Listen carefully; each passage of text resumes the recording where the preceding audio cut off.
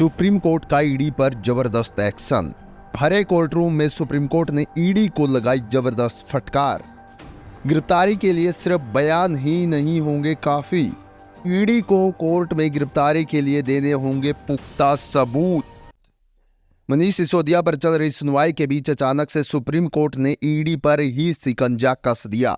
जी आप सभी को बता दें, जो ईडी काफी अरसे से मनमाने तरीके से काम कर रही है, उस ईडी पर सुप्रीम कोर्ट का पंजा अब पड़ गया है। सुप्रीम कोर्ट ने सीधे और साधारण शब्दों में ईडी को बता दिया है कि आप किसी भी तरीके से, जैसे अब गिरफ्तारियां कर रहे हैं, किसी को भी सरकारी गवाह बनाकर उसके बयानों पर गिरफ्तारियां हो रही है। गिरफ्तारी करने के लिए केवल बयान काफ़ी नहीं है, आपके पास पुख्ता सबूत भी होने चाहिए। और इस चीज़ को लेकर ईडी को सख्त टिप्पणियां दी गई हैं। साथियों, आप सभी को बता दें, ईडी के पास जो पीएमएलए की शक्तियां हैं, जो सुप्रीम कोर्ट ने निर्धारित की गई है, उन पर भी अब सुप्रीम कोर्ट पुनर्विचार करने जा रहा है।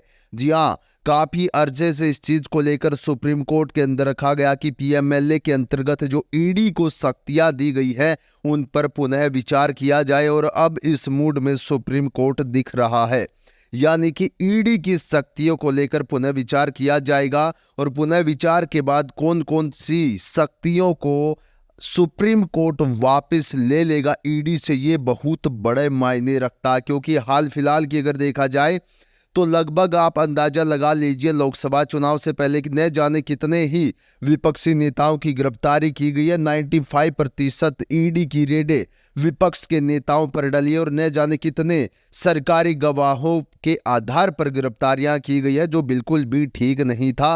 हालांकि पहले भी हाई कोर्ट, रेवेन्यू कोर्ट या सुप्रीम कोर्ट में इन सब चीज़ों को जो है चुनौती दी गई थी, लेकिन उसके बाद भी कोई राहत नहीं मिल पाई थी। लेकिन अब सुप्रीम कोर्ट एक्शन मोड में है और ईडी को सीधे तौर पर स्ट्रिक्ट शब्दों में ये चीज़ समझा भी दी है कि अब पीएमएलए पर पुनः विचार होगा। और आप किसी की गिरफ्तारी करते हैं तो उसके लिए बयान काफ़ी नहीं होंगे।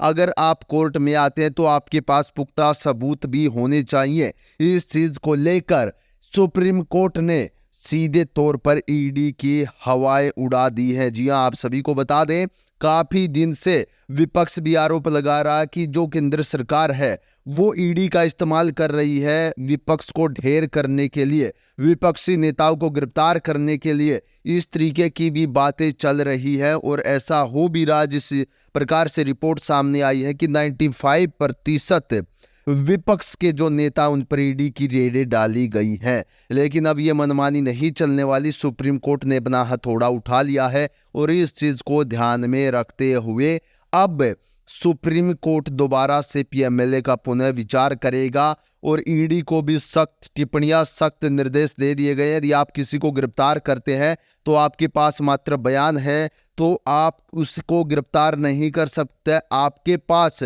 सीधे तौर पर पुख्ता सबूत भी उसके होने चाहिए। आपकी इस खबर के बारे में क्या राय है? क्या सुप्रीम कोर्ट ने बिल्कुल सही कदम उठाया? क्योंकि देखने में आ रहा था पिछले कुछ दिनों में कि विपक्ष को निशाने पर रखा गया है। हर सुबह 6 बजे ईडी उनके घर के बाहर दस्तक दे देती है, जो बिल्कुल भी ठीक नहीं लग रहा था। आपकी इसके बारे में क्या राय है? कमेंट बॉक्स में आप हमें बता सकते हैं। हम आपके साथ जुड़ते रहेंगे अपनी इस चैनल के माध्यम से और आने वाली हर उन बड़ी खबरों को लेकर जो पॉलिटिक्स से भी जुड़ी हुई है और हमारे देशवासियों की आम जिंदगी है, जो हमारे देशवासी हैं उनकी ज़िंदगी से जुड़ी हुई भी हर बड़ी खबर हम आपके लिए लेकर आते रहेंगे। आज की वीडियो में इतना है। सभी को नमस्कार।